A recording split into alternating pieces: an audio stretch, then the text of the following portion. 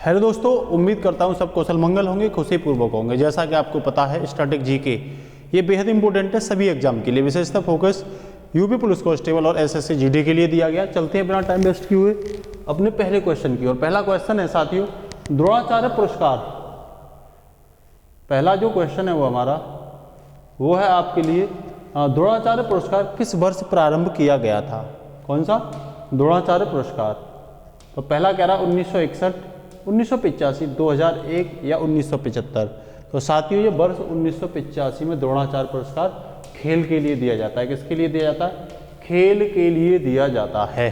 ठीक है, इसके साथ ही नेक्स्ट कह रहा है किसे एशिया का प्रकाश भी कहते हैं? क्या एशिया का प्रकाश मतलब light of Asia? Gautam Buddha, Swami Vivekananda, Raja Ram Mohan Roy या हर्षवर्धन? तो साथियों इसमें गौतम बुद्ध को लाइट ऑफ एशिया कहा जाता है और विदेशों में इन्हीं को ही ज़्यादा पहचाना जाता है। स्वामी विवेकानंद युवा के प्रेरणा के स्रोत रहे हैं। शिकागो में इन्होंने हिंदी सम्मेलन में मतलब धर्म सम्मेलन में हिंदी में भाषण दिया था, उसके लिए पहचाने जाते हैं। और रामकृष्ण परमहंस मिशन की इन्होंने क्या की थी?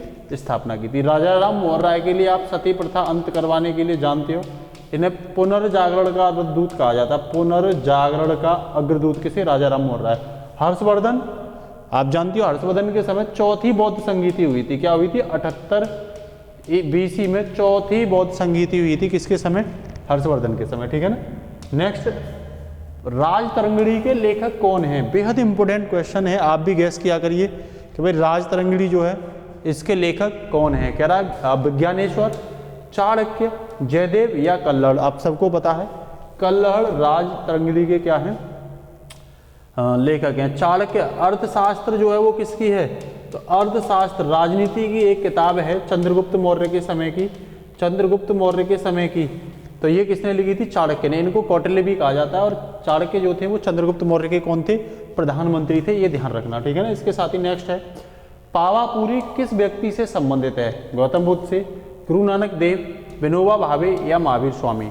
तो ध्यान रखना महावीर स्वामी से संबंधित है। महावीर स्वामी कौन है? जैन तीर्थंकर। जैन तीर्थंकर आपके लिए क्वेश्चन ये अब ठीक है ना। अंतिम जैन तीर्थंकर है 24वें जैन तीर्थंकर। कौन से? 24वें जैन तीर्थंकर। ठीक है ना, महावीर स्वामी। ठीक है, तो ये आप बताना। ठीक है ना, पावापुरी इनसे संबंधित है। ठीक है ना। गौतम बुद्ध बौद्ध धर्म के योग रहे, बौद्ध धर्म के एक प्रकार से गौतम बुद्ध ने ही बौद्ध धर्म की स्थापना की थी। सिख धर्म की संस्थापक कौन है? गुरु नानक देव। और आचार्य विनोबा भावे ने भूदान आंदोलन चलाया था। कौन सा चलाया था? भूदान आंदोलन चलाया था। नेक्स्ट कह रहा है किस कवि गुरु की उपाधि, किसे कवि गुरु की उपाधि दी गई थी? तो रविंद्रनाथ टैगोर या ठाकुर, और सरदार पटेल, कालिदास या तुलसीदास? तो ध्यान रखना रविंद्रनाथ ठाकुर को दी गई थी। किसे दी गई थी? रविंद्रनाथ ठाकुर को दी गई थी। ठीक है, इसके साथ ही नेक्स्ट कह रहा है पंडवानी किस राज्य का प्रमुख लोक नृत्य है? कौन सा? पंडवानी किस राज्य का प्रमुख लोक नृत्य है? कह रहा है हिमाचल प्रदेश का, गुजरात का, छत्तीसगढ़ का या मुंबई का? तो पंडवानी जो है साथियों वो छत्तीसगढ़ का है। आपसे पूछो छत्तीसगढ़ की राजधानी क्या है? तो रायपुर। रायपुर छत्तीसगढ़ की राजधानी है। और विधानसभा सीट आपसे पूछे तो रायपुर में 90 विधानसभा सीटें हैं। छत्तीसगढ़ के इस समय मुख्यमंत्री कौन है? तो भूपेश बघेल हैं। ठीक है ना, आप याद रखें। ठीक है, इसके साथ ही नेक्स्ट कह रहा है केंद्रीय चावल अनुसंधान संस्था स्थित है कटक में, कानपुर में, गुड़गांव में या हैदराबाद में? तो ध्यान रखना ये कहाँ पे है? कटक में है। और ये 23 अप्रैल कब साथियों? 23 अप्रैल वर्ष 1946 में क्या हुई थी? बनी थी। और ये किसके अंतर्गत काम कर दिया? तो ये ICAR के मतलब Indian council of agriculture research institute के अंतर्गत क्या करती है? भारतीय कृषि अनुसंधान के अंतर्गत क्या करती है? ये काम करती है। ठीक है ना। इसके साथ ही नेक्स्ट है भारतीय तिब्बत सीमा पुलिस का मुख्यालय कहाँ है? न्यू दिल्ली, लखनऊ, देहरादून या शिमला में? तो साथियों ध्यान रखना कहाँ पे है? न्यू दिल्ली में है। कहाँ पे है? न्यू दिल्ली में है। इसके साथ ही नेक्स्ट कह रहा है प्रथम गोलमेज सम्मेलन कहाँ पर हुआ था? लंदन, टोक्यो, न्यूयॉर्क या पेरिस? तो साथियों ध्यान रखना ब्रिटेन के लंदन में प्रथम ही नहीं तीनों गोलमेज सम्मेलन हुए थे। ठीक है ना। और पूछ लेगा गोलमेज सम्मेलन क्यों संचालित किए गए थे? तो साइमन आयोग की रिपोर्ट पर, साइमन आयोग की रिपोर्ट पर ये क्या हुए थे, संचालित हुए थे।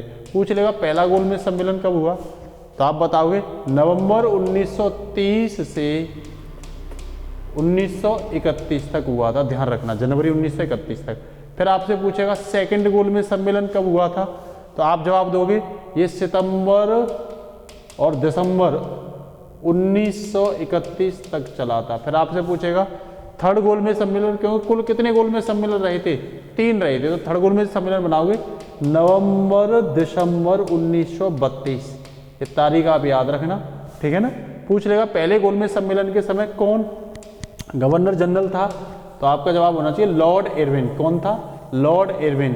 तो दूसरे गोलमेज सम्मेलन के लिए और इरविन समझौता हुआ था गांधी जी और लॉर्ड इरविन के बीच, ठीक है ना। अंतिम गोलमेज सम्मेलन में लॉर्ड विलिंगटन, ये कौन था, गवर्नर जनरल था। पूछेगा तीनों गोलमेज सम्मेलन में किसने भाग लिया, तो डॉक्टर BR अम्बेडकर, ठीक है साथियों, और तेज बहादुर सप्रू। कौन, तेज बहादुर सप्रू ने क्या लिया था, सप्रू ने भाग लिया था। किसने, डॉक्टर भीमराव अम्बेडकर और तेज बहादुर सप्रू ने तीनों गोलमेज सम्मेलन में भाग लिया था, ठीक है ना। इसके साथ ही नेक्स्ट चलते हैं। कह रहा 2.5 दिन के झोंपड़े का निर्माण किसने करवाया, रोज़ा तुगलक, कुतुबुद्दीन ऐबक, शाहजहां या औरंगजेब ने। तो ध्यान रखना कुतुबुद्दीन ऐबक ने मोहम्मद गौरी के आदेश पर कराया था। किसके पर, मोहम्मद गौरी, ठीक है ना। मोहम्मद गौरी का ही गुलाम था कौन, कुतुबुद्दीन ऐबक। कुतुबुद्दीन ऐबक ने ही गुलाम वंश की क्या रखी थी, नींव, गुलाम वंश की नींव रखी थी। और दिल्ली सल्तनत काल इसी के समय चला था। दिल्ली सल्तनत काल 1206 में इसने शासन किया था ऐबक ने, और ये 1210 में क्या हो गया था, मर गया था। और इसने 1192 में 2.5 दिन का झोंपड़ा क्या करवाया था, शुरू करवाया था। कहाँ पे आपसे पूछेगा, तो ये अजमेर में है। कहाँ है साथियों, तो ये अजमेर में है। आपसे पूछेगा इसका वास्तुकार कौन था, तो हेरात का रहने वाला अबू बकर इसका क्या था, वास्तुकार था, ठीक है ना। इसके साथ ही नेक्स्ट चलते हैं। विश्व पर्यावरण संरक्षण दिवस किस तिथि को मनाया जाता है, 25 दिसंबर, 25 जनवरी, 26 नवंबर या 24 दिसंबर। तो ध्यान रखना 26 नवंबर को ये सेलिब्रेट किया जाता है। क्यों किया जाता है, कब से किया जाता है, तो 1992 में ये शुरू हुआ था। और 1992 में क्या हुआ था, रियो डी जेनेरियो, क्या, रियो डी जेनेरियो, ठीक है ना, रियो डी जेनेरियो, ठीक है ना, रियो डी जेनेरियो सम्मेलन हुआ था ब्राजील में। पृथ्वी सम्मेलन के नाम से भी जाना जाता है, इसे अर्थ समिट भी कहते हैं। क्या कहते हैं, पृथ्वी सम्मेलन के नाम से भी ये क्या किया जाता है, जाना जाता है, ठीक है ना। इसके साथ ही नेक्स्ट कह रहा है प्रसिद्ध एफिल टावर किस देश में है, डेनमार्क, USA, ऑस्ट्रेलिया या फ्रांस। तो ध्यान रखना ये कहाँ पे है एफिल टावर, फ्रांस की राजधानी पेरिस में है। पूछे लगभग इसकी जो ऊंचाई है वो 324 मीटर है। आपसे मंजिला में पूछे तो 81 मंजिल ऊंची है। ये किस मंजिल ऊंची है, 81 मंजिल ऊंची है, ध्यान रखना। सुंदरियों का देश किसे कहा जाता है, तो सुंदरियों की राजधानी पेरिस को कहा जाता है। क्या कहा जाता है, पेरिस को कहा जाता है, ठीक है ना। तो पूछे डॉवर जल संधि कहाँ पे है, डॉवर जल संधि, तो फ्रांस और ब्रिटेन के बीच पड़ती है डॉवर जल संधि, ठीक है। नेक्स्ट कह रहा है राज्यपाल अपना त्यागपत्र किसे देते हैं, तो वाइस प्रेसिडेंट को, मतलब उपराष्ट्रपति को, राष्ट्रपति को, मुख्यमंत्री को या विधानसभा अध्यक्ष को। तो ध्यान रखना राष्ट्रपति को देते हैं। किस आर्टिकल के तहत, तो अनुच्छेद 156 क्लॉज सेकंड के तहत ये किसे देते हैं, राष्ट्रपति को देते हैं। और राज्यपाल के बारे में वर्णन कहाँ है, तो आर्टिकल 153 में राज्यपाल के बारे में क्या किया गया है, ये राज्य का प्रमुख होगा ये बोला गया है, ठीक है ना। फिर आपसे इनके बारे में पूछ लेगा उपराष्ट्रपति अपना त्यागपत्र किसे देता है, तो राष्ट्रपति को देता है। राष्ट्रपति अपना त्यागपत्र किसे देता है, उपराष्ट्रपति को देता है। मुख्यमंत्री अपना त्यागपत्र किसे देता है, तो ये राज्यपाल को देता है। और साथियों विधानसभा अध्यक्ष अपना त्यागपत्र किसे देता है, तो ये सदन के उपाध्यक्ष को देता है। किसे देता है, उपाध्यक्ष को देता है, ठीक है ना। प्रधानमंत्री किसे देता है, तो प्रधानमंत्री राष्ट्रपति को देता है। ये ध्यान रखना अपना त्यागपत्र, ठीक है। अब आगे चलते हैं। अनुच्छेद 352 का संबंध किससे है, वित्तीय आपातकाल, राष्ट्रपति शासन या राष्ट्रीय आपातकाल। तो साथियों ये राष्ट्रीय आपातकाल से है, ठीक है ना। आर्टिकल 360 के तहत वित्तीय आपातकाल लगाया जाता है, ठीक है। और आर्टिकल 356, ठीक है ना, और आर्टिकल 365 356 और 365 के तहत क्या लगाया जाता है? राष्ट्रपति शासन, प्रेसिडेंस रूल। 356 के तहत जब लगाया जाता है जब राज्य का मुख्यमंत्री संविधान का उल्लंघन करता है, और साथियों आर्टिकल 365 के तहत तब लगाया जाता है जब केंद्र ने कोई कानून बना करके राज्यों को लागू करने के लिए बोला है और वो लाके उसका पालन नहीं करते, ठीक है ना। तो ध्यान रखना, राष्ट्रीय आपात की बात करें तो आर्टिकल 352 के तहत लगाया जाता है, और इसमें क्या होता है? आर्टिकल 358 के तहत, ध्यान रखना, आर्टिकल 19 जो है वो खत्म हो जाता है, और जब हम इसे आर्टिकल 359 के तहत लगाते हैं तो आर्टिकल 20, 21 रह जाते हैं और बाद बाकी सभी आर्टिकल खत्म हो जाते हैं, ये ध्यान रखना। 3 कंडीशन में राष्ट्रपति रूल लगाया जाता है। कितनी कंडीशन में? 3 कंडीशन में राष्ट्रपति रूल लगाया जाता है।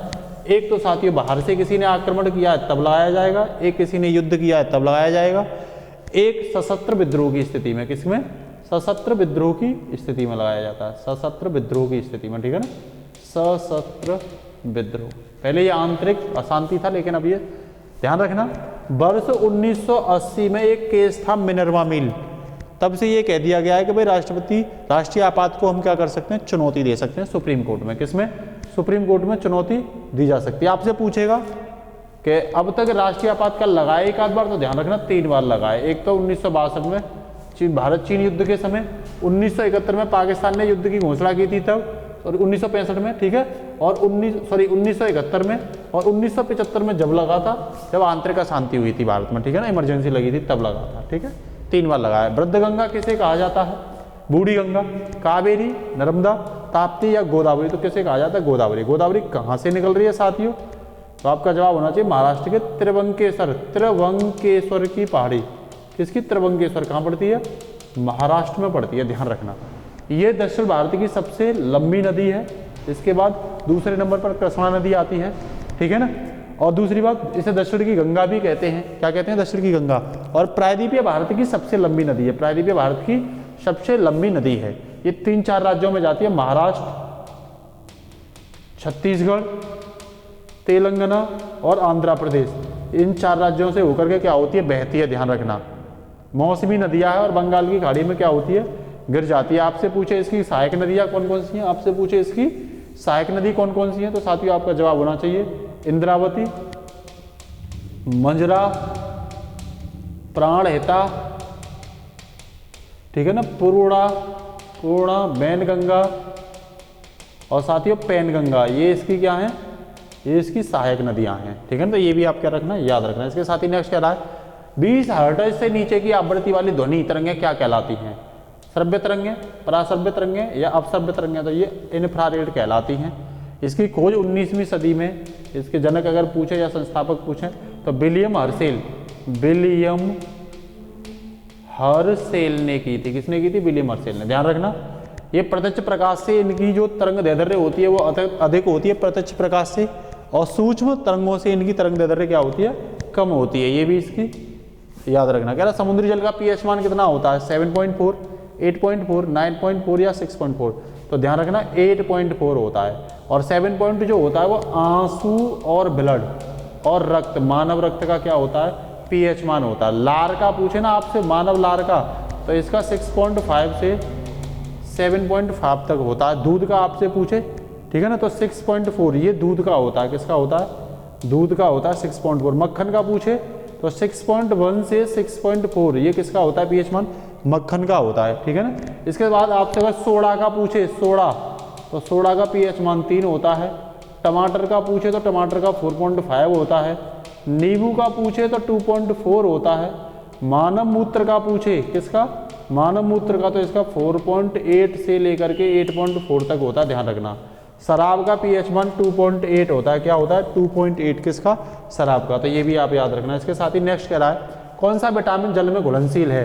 के, डी, ई या सी? तो ध्यान रखना सी जो है ना, 2 ही विटामिन जल में घुलनशील होते हैं, बी व सी। कौन से? बी व सी।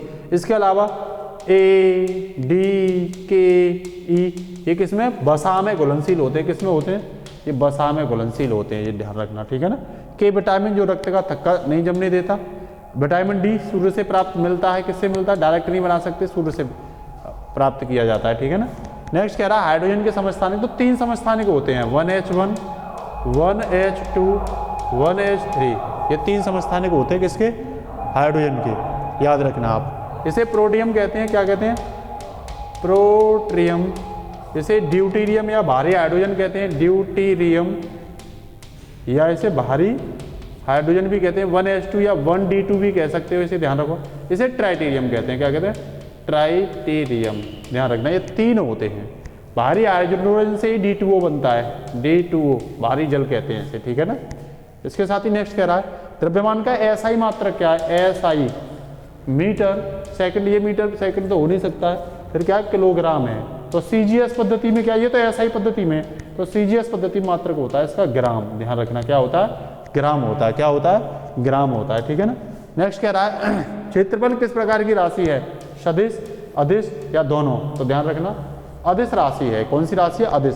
पूछे आपसे अदिश राशि क्या होती है, तो जिनमें परिमाण प्लस मात्रा की आवश्यकता होती है, किसकी, परिमाण और मात्रा की आवश्यकता होती है। पूछे कौन कौन सी होती है, तो कह देना ताप है ना, आयतन, चाल, ऊर्जा, शक्ति, समय, कार्य, ये सब कौन सी है, स्केलर क्वांटिटी बोलते हैं इसे, ठीक है ना। फिर आपसे पूछेगा तो सदिश राशि क्या होती है, ये भी आपसे पूछा जा सकता है कि सदिश राशि क्या होती है, तो ध्यान रखना जिसके लिए दिशा और परिमाण दोनों की आवश्यकता होती है, किसकी, दिशा और परिमाण दोनों की आवश्यकता होती है, तो उन्हें हम क्या कहते हैं भाई, उसे हम वेक्टर क्वांटिटी कहते हैं। जैसे आपसे पूछा जा सकता है वेलोसिटी, ठीक है ना, फोर्स बल है ना, और मोमेंटम, ये सब क्या होती हैं, ये वेक्टर क्वांटिटी होती हैं। ऑस्ट्रोलॉजी किसका अध्ययन किया जाता है ऑस्ट्रोलॉजी में, तो आप ध्यान रखना ऑस्ट्रोलॉजी के अंतर्गत बोन्स का, स्टडी ऑफ बोन्स, ठीक है ना, तो ध्यान रखना है इसमें अस्थियों का अध्ययन। डेंटोलॉजी या डेंटोलॉजिस्ट किसे कहते हैं, दांतों वालों को कहते हैं, ऐसे ओडोंटोलॉजी भी कहते हैं, ओडोंटोलॉजी भी कहा जाता है, ठीक है ना। इसके बाद अब स्टडी ऑफ हेयर के बारे में बात करें तो ट्राइकोलॉजी, स्टडी ऑफ हेयर के बारे में बोलते हैं, ठीक है ना, तो इसे याद रखना। नेक्स्ट कह रहा है अंतरिक्ष यात्री को कैसा दिखाई देता है, अंतरिक्ष यात्री को अंतरिक्ष कैसा दिखाई देता है जब वो अंतरिक्ष पर होता है, तो कह रहा है सफेद, लाल, हरा या काला, तो कैसा दिखाई देता है, ब्लैक दिखाई देता है, ठीक है ना, क्या दिखाई देता है, ब्लैक दिखाई देता है, ठीक है ना। इसके साथ ही नेक्स्ट कह रहा है ड्यूटेरियम ऑक्साइड किसका रासायनिक सूत्र है, कार्बन डाइऑक्साइड, भारी जल, साधारण नमक या बेकिंग सोडा, तो सबको पता है, ये मैंने अभी थोड़ी देर पहले ही डिस्कशन किया था, क्योंकि ये भारी हाइड्रोजन से तैयार किया जाता है। इसका प्रयोग किसमें करते हैं, तो जो रिएक्टर होते हैं, रिएक्टर जो होते हैं उनकी स्पीड को कम करने के लिए मंदक के रूप में, मॉडरेटर के रूप में क्या करते हैं, प्रयोग करते हैं। आपसे पूछे कार्बन डाइऑक्साइड का प्रयोग क्या है, तो जो शुष्क बर्फ होती है, ड्राई आइस जो होती है, उसमें किसका यूज करते हैं, कार्बन डाइऑक्साइड का यूज करते हैं, ठीक है ना। ये NaCl सिंपल नमक होता है, आपको पता ही है, ठीक है ना।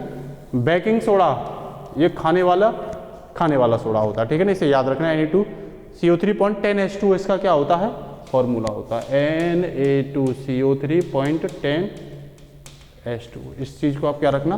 पूछे इसकी खोज किसने की थी, भारी जल की, तो 1931 में हेराल्ड यूरी ने की थी, हेराल्ड यूरी, किसने की थी, हेराल्ड यूरी ने, ठीक है, तो ये आप ध्यान रखना।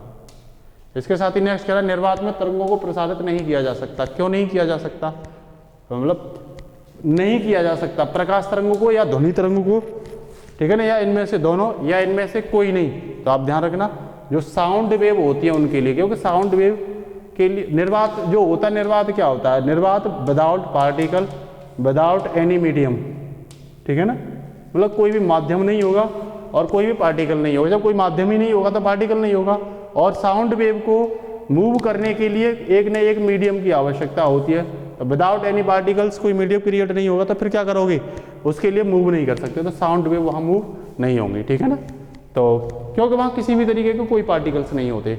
नेक्स्ट कह रहा है नींबू में कौन सा अम्ल पाया जाता है, एसिटिक, ऑक्सैलिक, लैक्टिक या सिट्रिक अम्ल, तो सिट्रिक अम्ल पाया जाता है। कौन सा पाया जाता है, सिट्रिक अम्ल।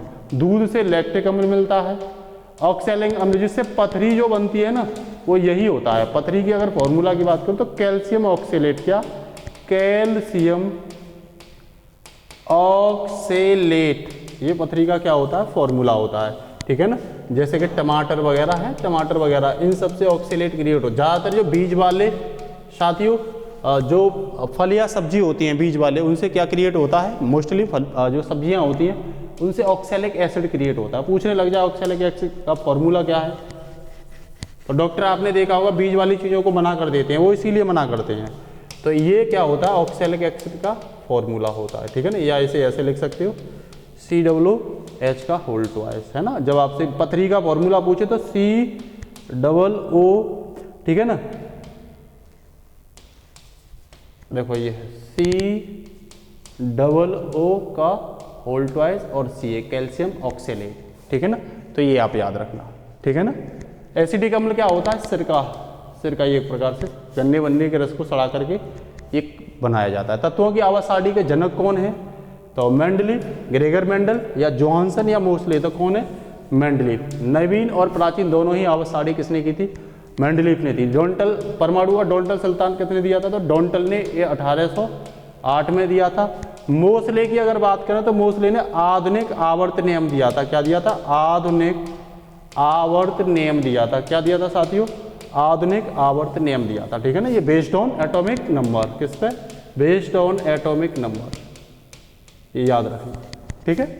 इसके साथ ही नेक्स्ट, विद्युत ऊर्जा को यांत्रिक ऊर्जा में बदलने का काम किसका होता है, तो ये किसका होता है, तो ये होता है विद्युत मोटर का। किसका होता है, विद्युत मोटर का होता है। डायनोमा मैकेनिकल एनर्जी को चेंज करता है इलेक्ट्रिकल एनर्जी में, ध्यान रखना। यांत्रिक ऊर्जा को किस में करता है, यांत्रिक ऊर्जा को विद्युत ऊर्जा में। देखा हुआ घरों में जो मोटर जो होते हैं उनमें जो डायनोमा होता है वो लगा होता है, कई सारे इंजन वगैरह होते हैं उनमें डायनोमा लगा होता है। तो उसका काम यही होता है मैकेनिकल एनर्जी को इलेक्ट्रिक एनर्जी में चेंज करना। विद्युत बल्ब में कौन सी गैस भरी जाती है, तो N2 और He। क्यों भरी जाती है, तो जो उसमें टंगस्टन का फिलामेंट होता है वो रिएक्शन ना करे, तो हीलियम जो है वो अक्रिय गैस है, इनर्ट गैस है। इनर्ट गैस क्रियाशील नहीं होती है ना, जीनोन को छोड़ करके कोई भी इनर्ट गैस क्रियाशील नहीं होती, इसीलिए ये टंगस्टन से क्रिया ना करे, इसीलिए इसमें हीलियम या नाइट्रोजन गैस भरी जाती है मोस्टली में, ठीक है ना। तो इसका आंसर क्या हो जाएगा, सॉरी हीलियम नहीं, आर्गन, हीलियम नहीं, ये गलत हो गया यहाँ, argon, AR, N2 plus argon, ये दोनों भरी जाती हैं अलग अलग करके, या तो ये भरी जाएगी या आर्गन भरी जाएगी, ठीक है ना। तो इसके साथ ही नेक्स्ट कह रहा है, कौन सा रोग मच्छरों द्वारा नहीं फैलता है, तो मलेरिया और डेंगू, ये तो दोनों मच्छर द्वारा ही होते हैं। टाइफाइड नहीं होता, ये इंजेस्टाइन इन्फेक्शन होता है, आंत इन्फेक्शन होता है। किसके द्वारा, आंत इन्फेक्शन ये होता है, ठीक है ना, जीवाणु द्वारा। ये जीवाणु के द्वारा क्या होता है, फैलता है। जब पानी से जीवाणु शरीर के अंदर क्या कर जाता है, प्रवेश कर जाता है, तब ये क्या होता है, इंजेस्टाइन इन्फेक्शन होता है, ठीक है ना। डेंगू, और ये तो पता ही है, डेंगू में प्लेटलेट्स की प्रॉब्लम बहुत ज़्यादा हो जाती है, ठीक है ना। मादा एनाफिलीज की वजह से कौन होता है, मलेरिया होता है, ये ध्यान रखना, ठीक है। आपसे पूछे तो साल्मोनेला, साल्मोनेला जो बैक्टीरिया होता है इसके द्वारा टाइफाइड होता है, ठीक है ना। मांडी किस राज्य का प्रसिद्ध लोक नृत्य है, गुजरात का, महाराष्ट्र का, तमिलनाडु का या गोवा का, तो ध्यान रखना गोवा। गोवा की राजधानी क्या है, तो पणजी इसकी राजधानी है, ठीक है ना। पश्चिमी घाट पर पड़ता है, ये कहाँ पड़ता है,